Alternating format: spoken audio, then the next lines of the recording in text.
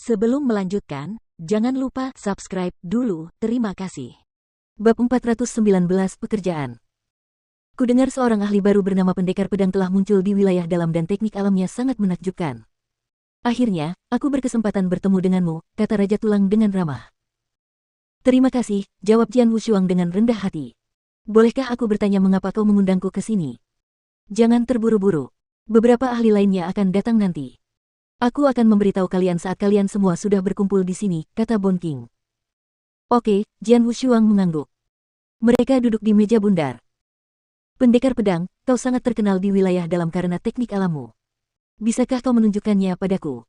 Tanya Raja Tulang dengan santai. Saya juga ingin melihatnya, kata Sue Yang.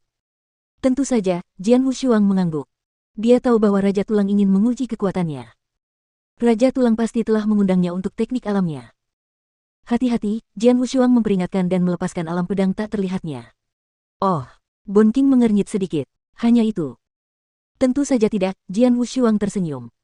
Pada saat berikutnya, sebuah sungai darah melonjak dengan gemuruh dan berputar di sekelilingnya. Kombinasi Road to the Underworld dan Tenfold Realm menghasilkan efek penindasan yang hebat. Mata Bon King berbinar saat dia merasakan kekuatan besar dari Blood River. Sungguh alam yang kuat. Dengan itu, peluang kita untuk menyelesaikan tugas akan meningkat setidaknya 20%. Alam ini memang kuat, Sue yang mengangguk dengan serius sambil menatap Jian Wushuang. Belum lama ini, aku bertemu Wu Ming dari kubu yang berlawanan di area dalam. Dia memang lebih lemah dariku, tetapi dia telah memperoleh harta karun yang dapat membebaskan alam. Sebuah harta karun. Jian Wushuang penasaran. Alamnya terbentuk dari keterampilan pedangnya, keterampilan rahasia. Dia belum pernah menemukan harta karun yang dapat menciptakan alam. Itu adalah cincin yang berisi formasi khusus. Begitu dia menggunakannya, alam pun terlepas. Karena itu, dia mampu bersaing denganku. Namun, alam itu jauh lebih lemah dari milikmu, kata Sue Yang. Jian Wushuang terdiam tetapi dia terus merenungkan informasi baru itu. Sebuah cincin yang dapat melepaskan alam dan memberikan pengaruh pada Sue yang tidak diragukan lagi sangatlah kuat. Alam milik Jian Wushuang sangatlah kuat, namun dapat ditingkatkan jika dia dapat memperoleh cincin itu dan menggabungkan alam itu dengan alam miliknya. Tak lama kemudian, pakar lainnya pun tiba. Mereka duduk di meja bundar. Selain Jian Wushuang dan Sue Yang, Bon King telah mengundang 3 ahli lainnya. Di antara mereka, Jian Wushuang adalah pendatang baru. Yang lainnya telah lama menikmati ketenaran dan telah mencapai puncak tahap 3. Sue Yang. Su Huo.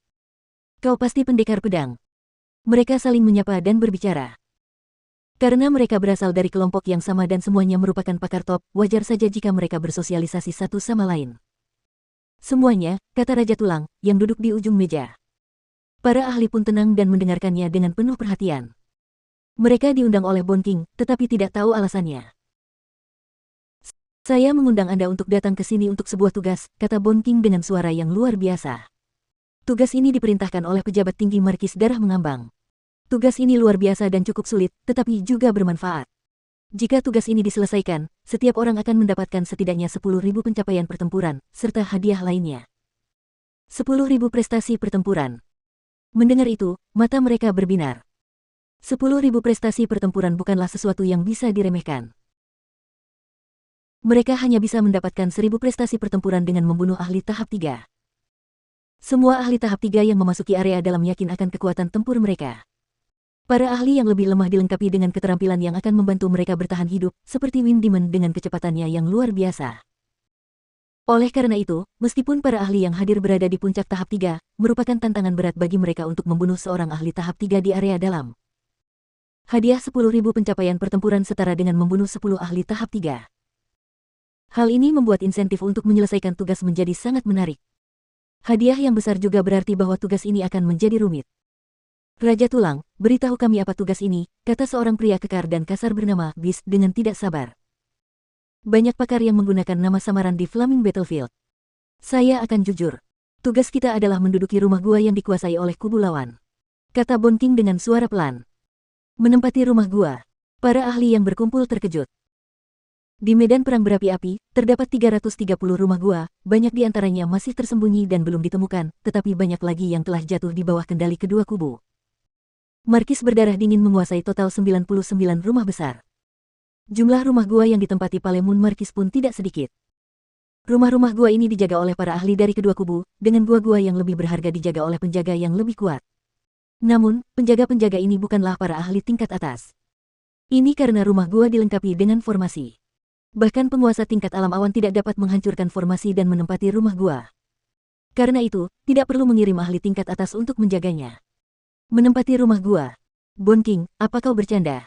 Bis menjawab dengan suara seperti beruang. Semua rumah gua yang dikendalikan oleh Palemun Markis dilindungi oleh formasi yang kuat dan tidak bisa dihancurkan. Bahkan seorang bangsawan tidak dapat menghancurkannya. Bagaimana kita bisa menempatinya? Para ahli lainnya mengangguk tanda setuju.